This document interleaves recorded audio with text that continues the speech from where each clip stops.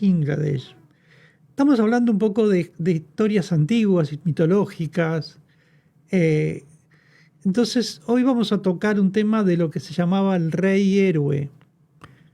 Eh, Hay una frase del párrafo de la epopeya de Bangladesh que dice, es un poema épico, hablemos de Bangladesh, es un poema épico de la antigua Mesopotamia, de unas tablillas que se encontraron que tienen unos 5.000 años, porque son 2.500 años antes de Cristo.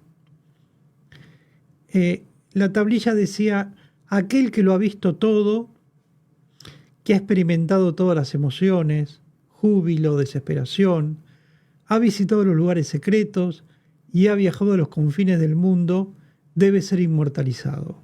Ahí empiezan las tablillas y cuentan, es un poema muy largo que cuenta la vida de Gilgamesh, que es uno de los primeros escritos que se conocen mundialmente, justamente porque tiene 5.000 años y tiene un concepto de historia. A pesar de ser un poema, es una forma de escribir una novela como se usaba en aquel momento, con cuento.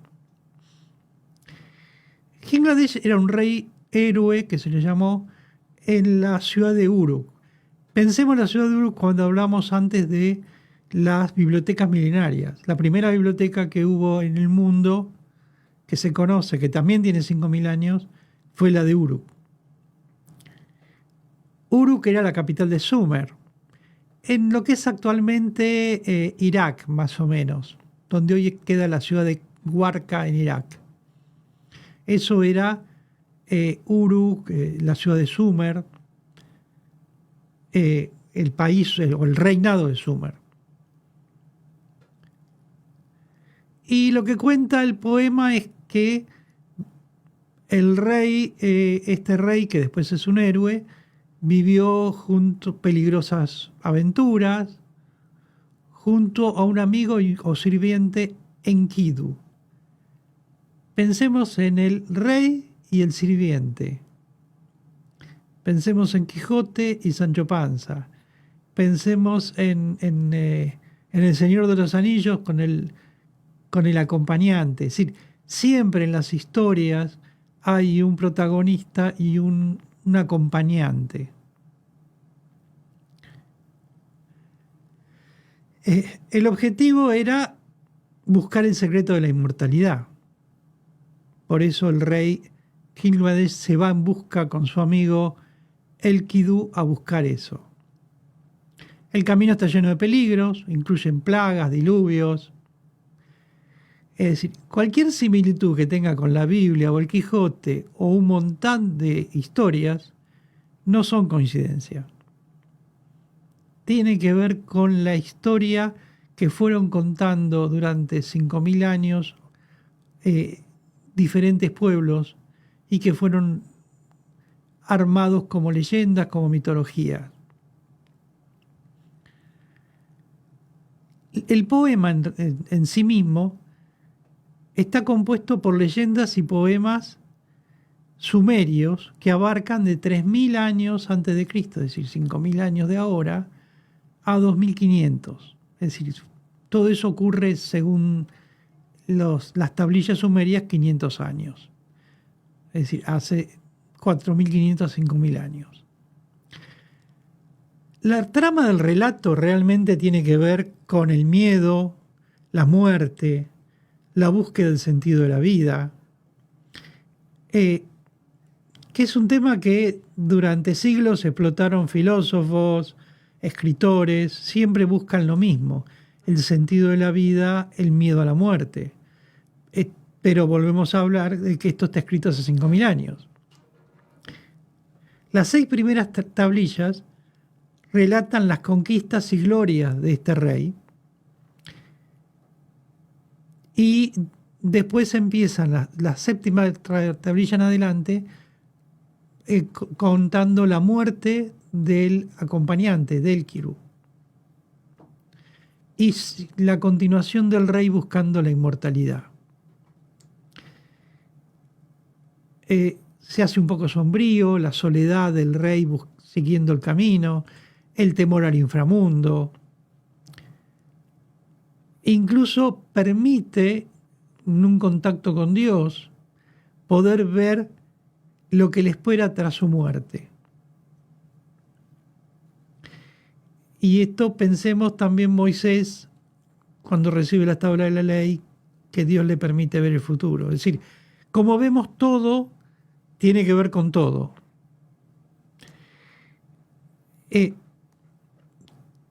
El mito habla justamente de eso, que el rey Kinglades era hijo de un guerrero y de una diosa, parecido a Hércules también lo tenemos acá, que también era hijo de un guerrero y una diosa, que se movía entre los dioses como uno más, que medía 5 metros con 60, está un poco exagerado, pero bueno, vale. Pensemos que el gigante Goliat de la Biblia medía 2 metros 50, es decir, era el doble de Goliat.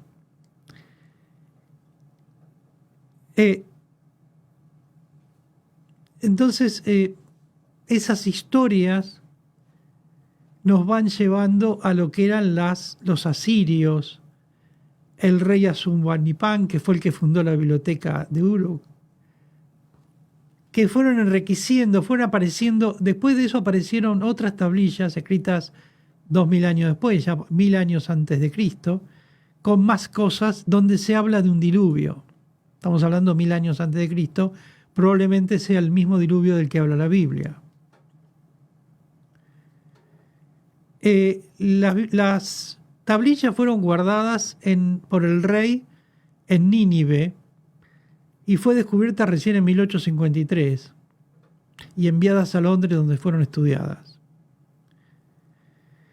La versión histórica, esto es la versión mística, la versión histórica nos dice que la ciudad de Uruk fue fundada 2700 años antes de Cristo, coincide con lo místico, a orillas del Éufrates, y que había un rey llamado Emerkar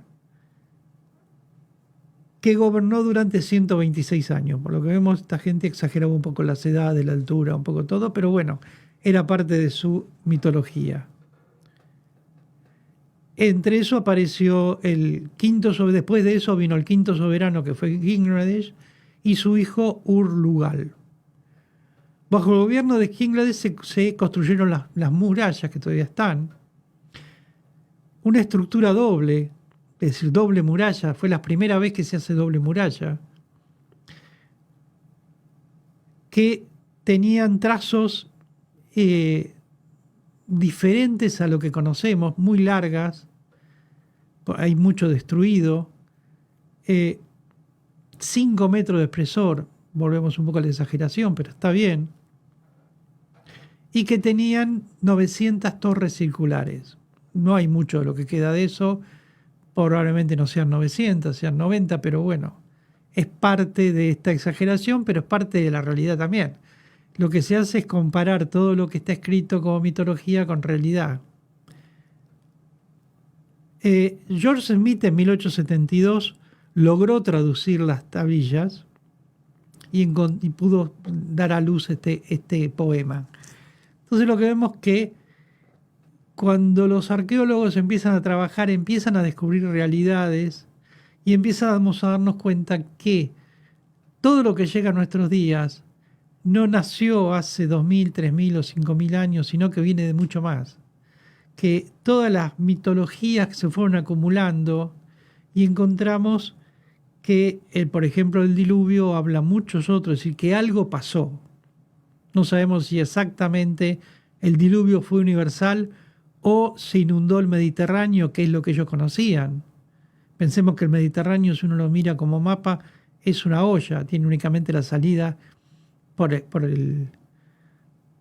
España, la unión de España y Marruecos. Entonces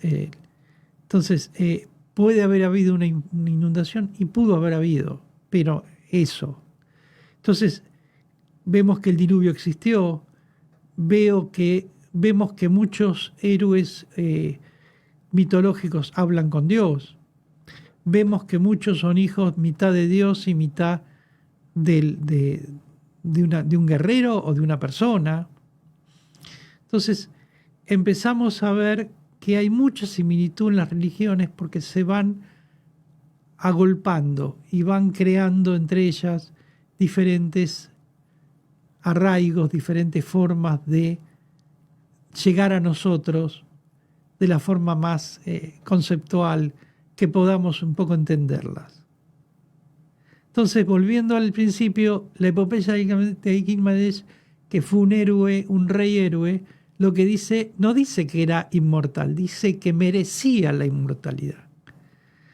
Entonces, probablemente como no medía 5,70 m, ni tenía toda la fuerza que desean tener, también la inmortalidad de Gilgamesh es un poco exagerada, pero sí llegó a nuestras...